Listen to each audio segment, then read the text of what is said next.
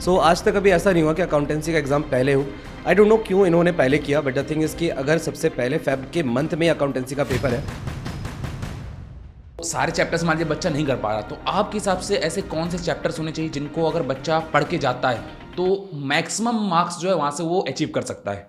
Business studies तो theoretical subject है, कभी भी आप पढ़ लो, याद कर लो और उसका आंसर लिख देना। बट सबसे जो खराब थॉट है वो यही है, मतलब एक बच्चों के माइंड में गलत चीज़ फीड कर देना। बहुत बायस हो जाएगा मेरे लिए कहना है कि उनमें से कोई एक चैप्टर इंपॉर्टेंट, बट स्टिल अगर मैं क्वेश्चन के पॉइंट ऑफ व्यू से पूछूं, जो सीबीएसई बार बार क्वेश्चंस पूछ रहा है एग्जामिनेशंस के अंदर, तो उस सिनेरियो में ऑनलाइन स्क्रीन मार्किंग होने वाली है। एक बार कभी फिजिकल मोड में अगर कॉपी चेक होती है तो फिर भी आंसर्स थोड़ा टीचर ऐसे कॉपी करके पढ़ लेता है। Definitely. लेकिन जब वो ऑनलाइन में रहेगा तो हो सकता है जब उसकी स्क्रीनिंग वगैरह हो तो सही से क्वेश्चंस।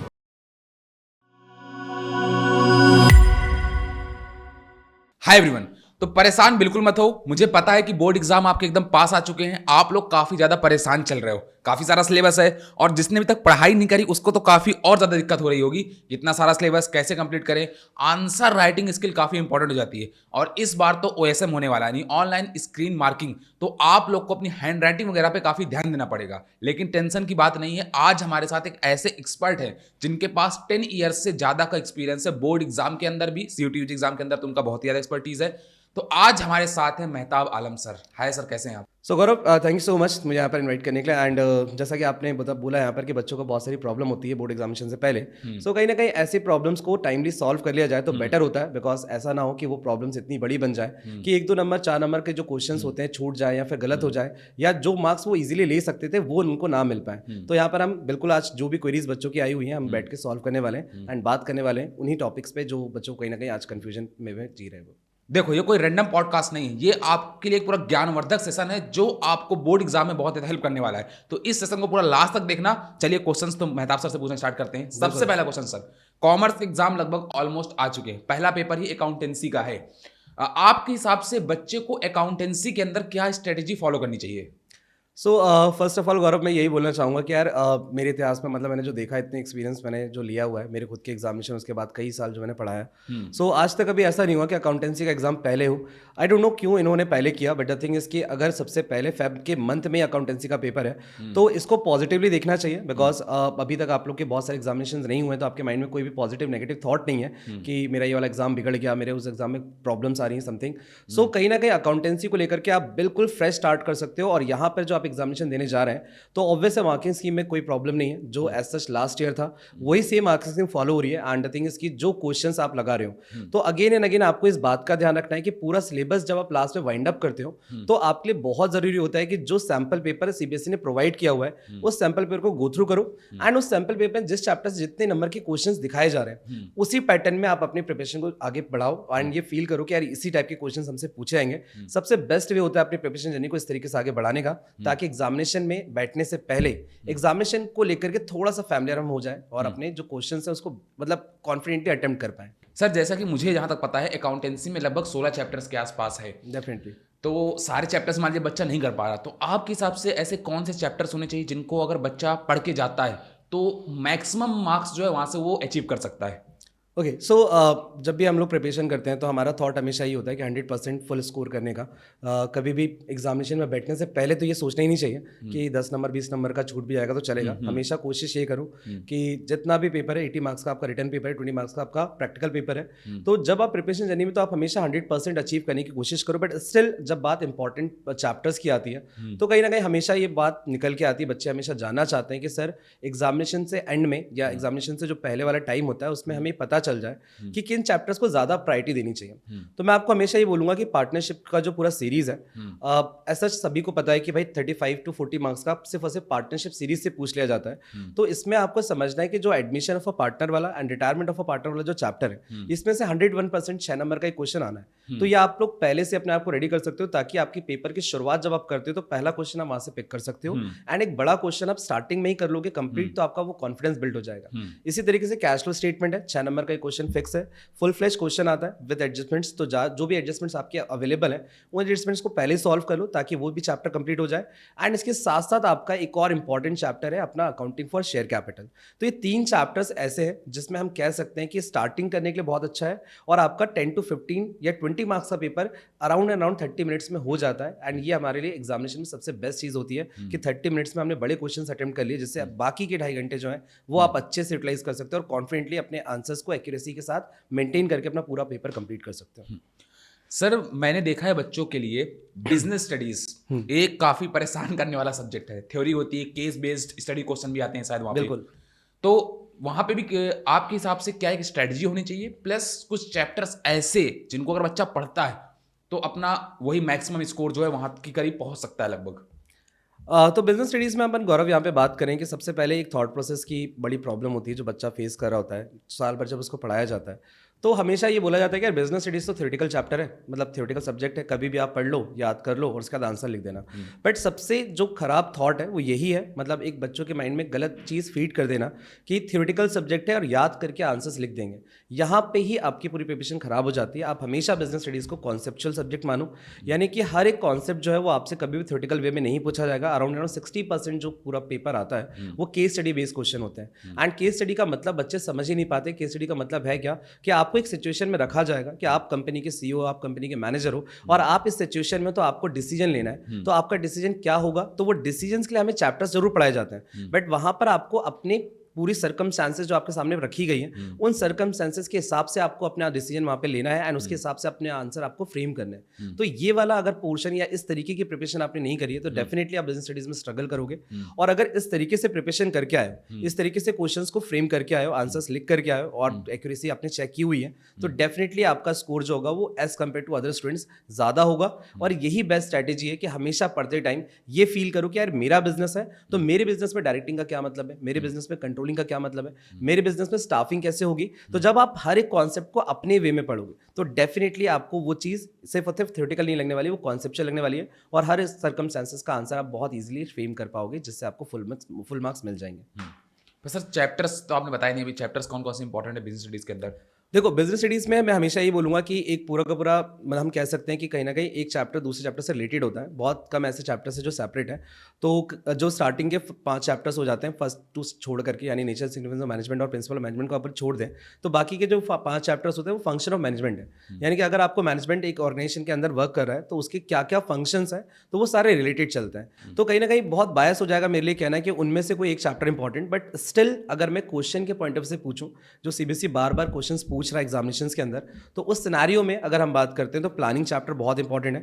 एंड द थिंग इसकी जो पार्ट बी वाला पोर्शन है बिजनेस स्टडीज का, जिसके अंदर हम कह सकते हैं कि मार्केटिंग मैनेजमेंट हो गया, फाइनेंशियल मैनेजमेंट हो गया, तो इसमें मैं इसलिए इस चैप्टर्स को ज़्यादा प्रायोरिटी दे रहा हूँ बिकॉज जो पार्ट ए में 8 चैप्टर्स है उनका वेटेज 40 मार्क्स है एंड पार्ट बी के 4 चैप्टर का जो वेटेज है 40 मार्क्स है। तो वो 4 चैप्टर आपके लिए बहुत ज़्यादा इंपॉर्टेंट हो जाते हैं। बट स्टिल आप ये मान के चलें कि जो बड़े क्वेश्चन हैं वो आपको डायरेक्टिंग चैप्टर से देखने को मिलेंगे, मार्केटिंग मैनेजमेंट से, फाइनेंशियल मैनेजमेंट से एंड साथ ही साथ में प्रिंसिपल ऑफ मैनेजमेंट से। तो इन चैप्टर्स से आप पढ़ करके इन चैप्टर्स के साथ क्वेश्चन स्टार्ट कर सकते हो, यानी कि अपना पेपर स्टार्ट कर सकते हो। वही सेम स्ट्रैटेजी कि फर्स्ट 30 मिनट्स के अंदर आप किन चैप्टर्स के क्वेश्चन अटेम्प्ट करें जिससे आपका क्वेश्चन पेपर या जो बोल सकते हैं हम अपना आंसर्स बेटर हो जाए as compared to other students.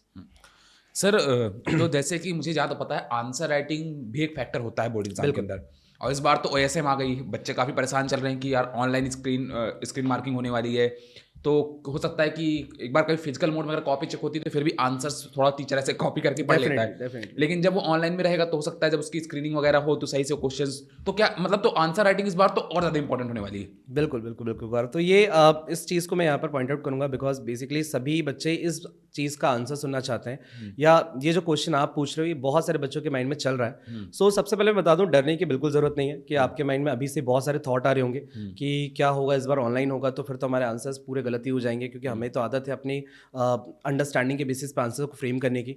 सो इसका मतलब ये बिल्कुल भी नहीं है, क्योंकि कहीं ना कहीं जब हम AI की बात करते हैं, ये सारी चीज़ों की बात करते हैं, तो इस तरीके से बनाई जाती है हर चीज़ें, तो जो कॉपी चेक भी होने वाली है, तो ऐसा नहीं है कि वो एक एग्जैक्ट आंसर के साथ आपका आंसर स्कैन करेंगे, तो it is not even possible. ऐसा अगर होता है तो किसी भी बच्चे के मार्क्स फुल नहीं आएंगे। सो इसमें डरने की घबराने की बिल्कुल जरूरत नहीं है। वो उनके लिए उनके मतलब कहीं ना कहीं उनके लिए ईजी हो जाए इसलिए उन्होंने किया है। आपकी जो चेकिंग है उसमें कोई भी इम्पैक्ट नहीं आएगा, बट स्टिल कुछ बातों का ध्यान आपको रखना है अपने आंसर्स को लिखते टाइम। उसमें ये होता है कि ओवर राइटिंग आपको नहीं करनी है, अननेसेसरी आंसर्स नहीं लिखने।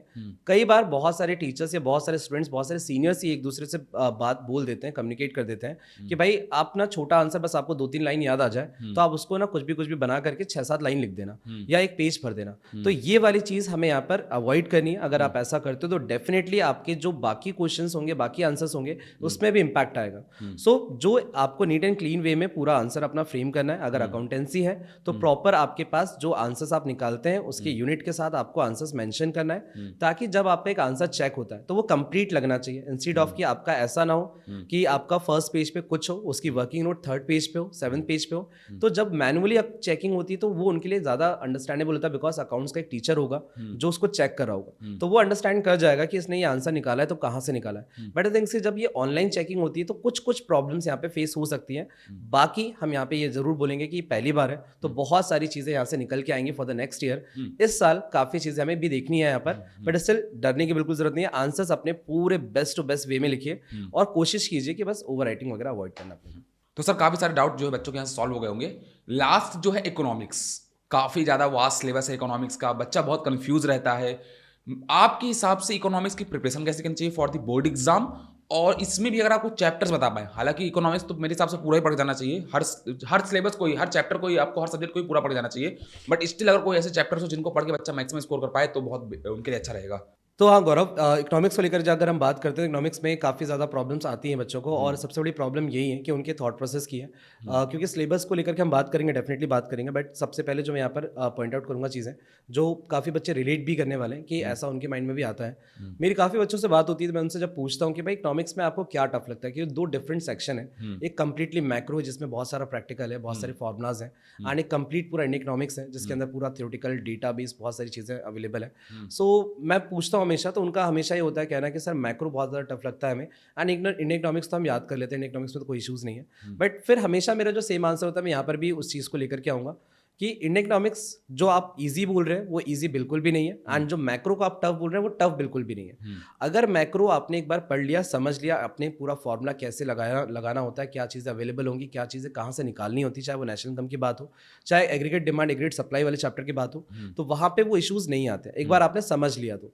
बट अगर आप इंडियन इकोनॉमिक्स की बात करते हो तो इंडियन इकोनॉमिक्स में डेफिनेटली आपको बहुत सारा वर्क करना पड़ेगा, बिकॉज एक पेज में ही अगर हम देखें, एक किसी भी चैप्टर के एक पेज के अंदर हम देखें तो उसमें से कम 25-30 डेटा होते हैं जो आपके एग्जामिनेशन में पूछे जा सकते हैं। और ऐसे हमारे पास बहुत सारे पेजेस अवेलेबल हैं, बहुत सारा डेटा अवेलेबल है, एनसीईआरटी के अंदर बॉक्सेस अवेलेबल है, स्टेटमेंट अवेलेबल है, और किसी भी जगह पे ये नहीं बोला जाता कि सिर्फ आपको इतना पढ़ना है। यानी कि एनसीईआरटी के किसी भी डेटा से आपके एग्जामिनेशन में क्वेश्चन फ्रेम किया जा सकता है। तो आपको बहुत ज़्यादा फोकस होना चाहिए इंडियन इकोनॉमिक्स के ऊपर, इंस्टेड ऑफ कि आप ये सोचें कि बहुत ईजी है, हम कर लेंगे, वहाँ से मार्क्स आपके ड्रॉप हो जाएंगे। तो हमेशा ये जो लास्ट टाइम आपका चल रहा है या जो लास्ट टाइम आपको मिलते हैं रिवीजन डे पे, वो वाले टाइम में आप इंडियन इकोनॉमिक्स को बहुत ज़्यादा यूटिलाइज कीजिए। जो चैप्टर्स आपको मैक्रो के नहीं बन रहे हैं उन चैप्टर्स पे अंडरस्टैंड करने की कोशिश कीजिए। बात रही इंपॉर्टेंट चैप्टर्स को लेकर के, सो डेफिनेटली मैं मैक्रो इकोनॉमिक्स में यहाँ पर बोलूंगा कि नेशनल इनकम आपको पूरा कंप्लीट करना है, determination of income and employment पूरा कंप्लीट करना है, क्योंकि यहाँ से वेटेज बहुत ज़्यादा है। एंड इंडियन इकोनॉमिक्स के अंदर करंट चैलेंजेस वाला जो टॉप पूरा का पूरा यूनिट है, उस यूनिट से ही सबसे ज़्यादा क्वेश्चन आपसे पूछे जाएंगे, and development experience with the neighbouring country. तो ये जो कुछ यूनिट्स हैं इसके डेटा बहुत ज़्यादा पूछे जाते हैं। तो जब भी आप अपने आप को प्रिपेयर करोगे, इन चैप्टर्स को प्रायोरिटी पे रखिए, इन चैप्टर्स को बहुत डिटेल में पढ़िए, ताकि इनके क्वेश्चन जब आपसे पूछे जाए तो कॉन्फिडेंटली आप आंसर मार्क करके पूरे फुल मार्क्स ले पाए। तो आई होप आप सभी स्टूडेंट्स के सारे डाउट्स क्लियर हो गए होंगे। बाकी तो अच्छे से प्रिपरेशन करो, अच्छे से एग्जाम राइट करो, फिर देखो जो भी है, जैसी आपने मेहनत करी वैसा आपको रिजल्ट मिलेगा।